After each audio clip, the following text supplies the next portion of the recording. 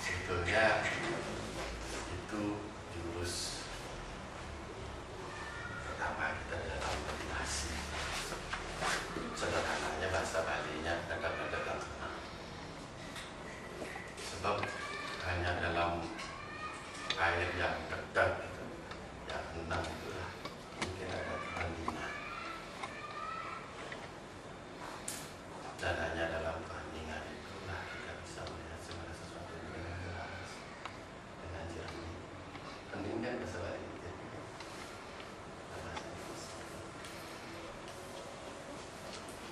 Ya, pertama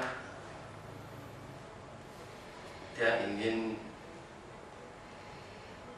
menyampaikan sejarah dari buku ini. Ini beli MDM, mungkin sudah tahu. Ini sejarahnya dulu. Sebetulnya isinya ini kita postingkan di HDNet untuk pertama kalinya. Isinya ini dan itu dalam rentang waktu 99 2000 dan itu dipostingkannya, ditulisnya udah sejak kapan gitu. Yang seingat dia sekitar dalam waktu rentang 2-3 tahunan. Ini tertulis, kemudian dikompilasi sama Tut Adi, disarankan diminta ke Pak Putu Setia waktu itu, sekarang sila saya tidak rawat tidak si sila ada buku enggak depan ke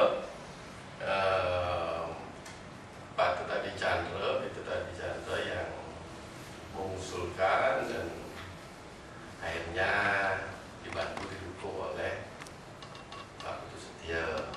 Mulailah dicetak buku ini. Setelah beberapa lama ternyata nggak begitu laku juga, kasihan Pak Putu Setia. Lakunya udah lama baru habis, baru kembali modalnya dan males supaya ada buku baru yang lebih diminati, males pada geninya nyetak. Beberapa tahun lalu ya, setahun lalu ya, ini beli nengah Sujaya, ada ide gimana kalau kita cetak, ya kan minta ke pada geninya dan minta copyrightnya dengan begitu, oke silahkan dikasih masternya, kemudian mulai dicoba-coba dicetak 30 eksemplar ya. 30 ya, itu kita cetak, kering, fotokopi dan jilid kerja rumah tangan 30. Kebetulan makin banyak teman-teman yang dukung untuk dibukukan, mulailah digalang penghimpunan dana. Yang jelas buku ini bukanlah buku yang mengajari kita bagaimana bermeditasi. Jadi tidak third work ya, khususnya bukan itu. Tetapi lebih pada apa sih meditasi? Apa sih yang bisa kita sebut yang boleh dianggap meditasi? Dalam artian meditasi dalam sebagai terjemahan dari jana atau jana. Jana kan bahasa Palinya, kalau jana kan bahasa Sanskritnya. Kemudian di Jepang jadi, di Cina jadi Chan, di Jepang jadi Zen. Makanya istilah meditasi Zen itu istilah salah kaprah itu. Gitu? Berarti meditasi.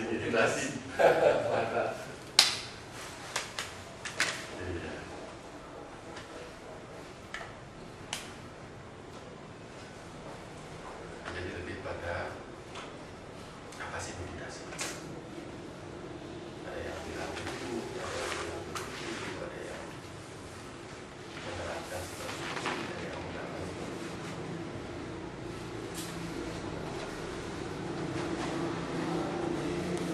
Dan bagaimana kondisi batin, sikap batin kita pada waktu bermeditasi, terus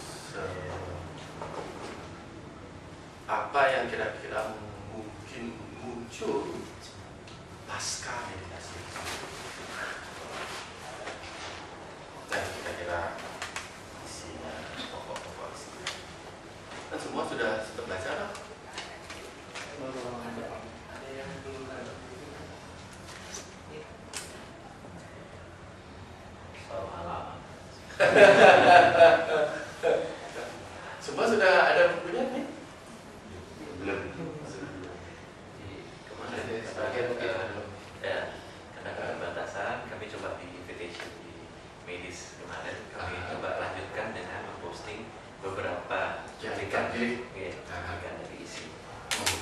Nah, mungkin dari sebagian itu sudah bisa menjadi satu apa ya kayak bahan bagi kawan-kawan bisa menangkap sedikit ujung gitu dari buku ini yang mungkin bisa ditanyakan, bisa ditanyakan di malam ini. Ya, silakan jika Pak ingin bisa memulaikan lanjut. Pasti banyak pertanyaan saya rasa dari kawan-kawan. Salahnya apa ya, saya perlu menanyakan.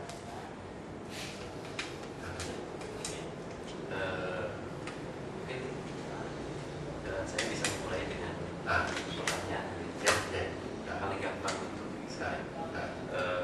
Kenapa 108? Nah, ini juga ada sejarahnya. Pada waktu muncul ide membukukannya, waktu itu sebetulnya baru terkumpul, kalau nggak salah ingat 75 nomor lah, butir. Terus rembuk-rembuk dengan Pak Putu Setia, bagaimana kita lengkapin aja 108, bulir-bulir tasbih apa japo malam kita kan 108 itu, dan 108 barisan utama kita. Jadinya angka 108 itu angka keramat kita lah. Mulailah kita itu akhirnya dalam beberapa bulan mungkin terpenuhi 108. Backgroundnya Ya, bisa bikin kok bisa pas gitu, 108 dibuat pas. Ya, untuk tidak mengatakan dipaksa-paksakan. Terima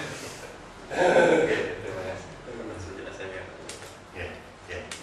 Mungkin dari sini ada kawan-kawan lain yang ingin bertanya mengenai buku ini ataupun kita bebaskan ya Pak. Kawan-kawan sementara ini punya penelitian sendiri-sendiri yang meditasi gitu ya. Betul. Silakan. Swastiastu, Pak. Nama saya Budi Suryandra, Pak. Mengenai meditasi, kita sekedar sharing. Saya beberapa saat tahun 2007-2008 saya mulai ibaratnya ingin apa sih meditasi itu dengan belajar sendiri.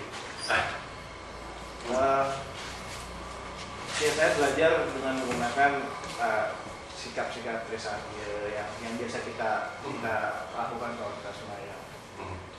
Saya ingin bertanya, posisi apakah yang tepat untuk kita melakukan meditasi dalam kondisi yang mungkin ya kita di rumah atau kita di kantor, seperti apa Pak posisi yang pas kita untuk Postur tubuh.